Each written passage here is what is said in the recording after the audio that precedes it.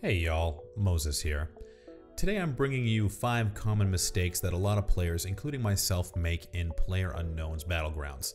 Now, not everything around these mistakes is going to be covered. There are probably more pertinent mistakes that people make, but these are just 5 that I happened to think about and wanted to do a video on. So there's not too much to say other than that. As with all my other videos, specifically guide-related videos, these tips are kind of subjective to playstyle, so not everything I say may be generally agreeable to how you play the game. But of course, if you have a comment or how I can improve this video, head down to the comments section when you're done watching and leave me a suggestion or a tip or something you'd like to see in the future. So with that said, let's get started.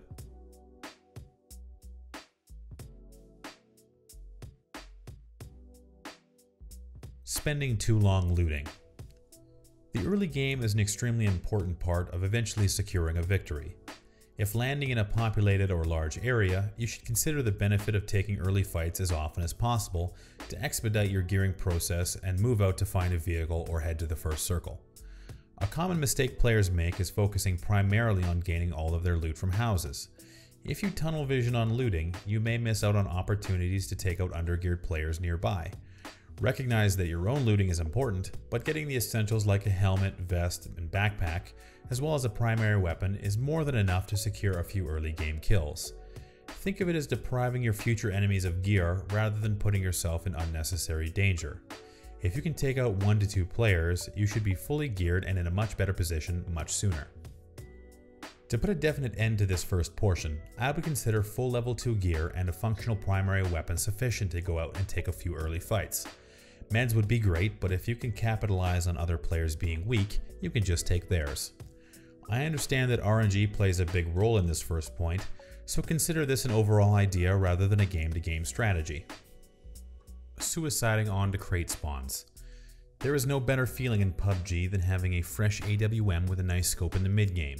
However, I have personally made the mistake of aggressively pursuing a poorly positioned crate and have often found myself in the lobby. Crates naturally attract an absolute ton of players.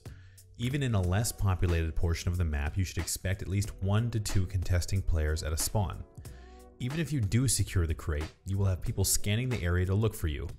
I personally search for players if the spawn is fresh enough because it's important to relieve an enemy of crate loot if possible. I'm certainly not saying that crates aren't worth the risk, but if the overall goal is to win the game, caution can be more important than that sweet M24. For example, a crate in the wheat fields is an extreme risk. It's important to note the high ground surrounding the wheat fields and the general lack of cover as well as the long sprint to safety.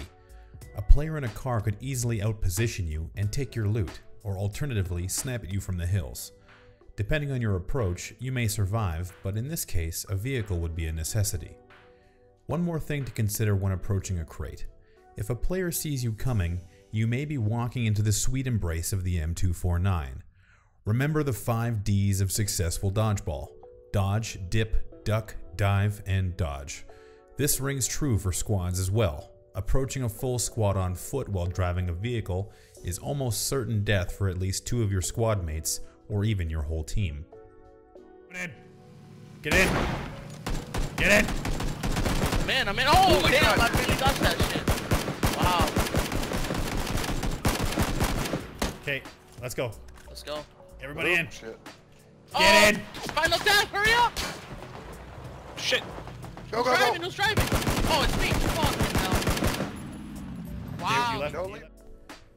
Poor time management. Being constantly aware of the circle is imperative to success. This may seem like a simple concept, but often I will get myself into an engagement when the circle needs to be my first concern. If you get tied up in a gunfight in the late game and the circle advances, even if you've won the fight, you could have taken critical damage and the circle will end your round. If given the opportunity to delay a gunfight, especially when in close proximity to an advancing circle, you should consider that strategy. Considering that example, moving into the circle and choosing not to engage a player, there are a couple things to potentially consider. The first thing is if the player is ahead of you, he has the advantage. So trailing a player into safety before engaging would be important. You have the benefit of unimpeded travel and statistically reduced risk of losing the fight should the player turn to find you. Not only that, but players naturally relax when entering a fresh safe zone and can make for easy targets. Getting stuck in the zone can also be troublesome, as a player at the edge of the circle will have a natural advantage over you if they spot you coming late and taking damage from the circle, so avoiding alerting that player of your presence may save your life. Moving too early and playing too deep into the zone. Moving too early after a circle change and playing too deep into the zone or the center of the circle is counterproductive. Play style aside, consider that when playing in the center of the circle, technically an enemy player could approach from any angle.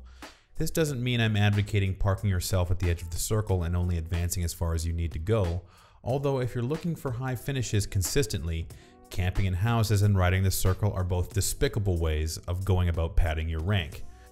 Consider the strategy of clearing out your immediate area as you enter a fresh safe zone. This will avoid surprises from enemy players who might be lurking nearby, and will give you some time to watch for players who are entering the zone late. This strategy is repeatable as the game advances and applies perfectly to the endgame, as clearing out circle edges and your immediate area becomes very important as you progress through the top 10. Be sure to look for players who are moving too early and take them out, something you should avoid doing yourself. Moving too early before a circle advances will eliminate the benefit of that secure 180 degrees. It is important to measure the amount of time required to run to the next safe zone. This is something that comes with time and experience, but leaving too early will open you up to flanks. Engaging at the wrong time. There is nothing more exhilarating in PUBG than getting the drop on an enemy player. I think that the first reaction of many players, including myself, is to immediately start shooting when an enemy has been discovered. However, it is important to consider all factors before shooting at an enemy. For example, if you're moving into the play zone and the circle advances in 10 seconds, and you have a 30-second run ahead of you, shooting at an enemy is a bad choice. You have to consider what will happen when you start shooting. Can you hit 5 consecutive shots at a high probability? If you miss, can the player make it to cover? Do you have cover if things don't go well? Engagements can quickly end in disaster if enemy positioning leads to a prolonged fight. Every extra second in an engagement takes increased risk of attention to your area due to gunfire and usage of medical supplies that can stress your inventory later in the game. If a player is running in a certain direction, try to determine if you can trail them until they hit a patch with little to no cover. Players will panic and will often desperately search for cover or even go prone when engaged in a disadvantageous position. Similarly, if a player is running towards you, wait until they are close enough that you can accurately hit 5 consecutive shots and where they don't have enough time to ADS and return accurate fire. These two examples will increase your killing efficiency tremendously. The same can be said while sniping. It can be beneficial to wait for a player to stop at cover rather than shoot at him on the move. The more shots you take with a K98, the more attention you draw to yourself from surrounding players. In addition, the player you're shooting at may be able to locate you and return fire. This is obviously depending on your personal skill when it comes to sniping. This point is especially important in squads and duos.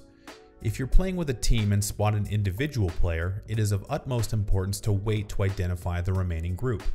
If you drag your team into a gunfight and without visuals on all enemy players, you can easily set yourself up to be flanked or taken out by enemy players you can't see. This will definitely upset your squad mates. Thank you for taking the time to watch this video. If you liked it, hit the like button and subscribe to this channel for more like this in the future. I'm looking for suggestions. Essentially what I'm looking to do is continue this type of series where I'm presenting you a little bit more condensed information, because I think some of the more long-winded guides are a little bit harder to digest. I'm not going to say that I'm not going to do those anymore, but I think these types of videos are good for some quick hits, kind of smaller topics. So if you have a suggestion of what you'd like to see, head down to the comments and leave me a suggestion or just a general comment on what you thought about this video. So other than that, you can visit me on Twitch at twitch.tv/wtfmoses and on Twitter at wtfmoses. So again, I hope you enjoyed the video, and until next time, I will see you out there.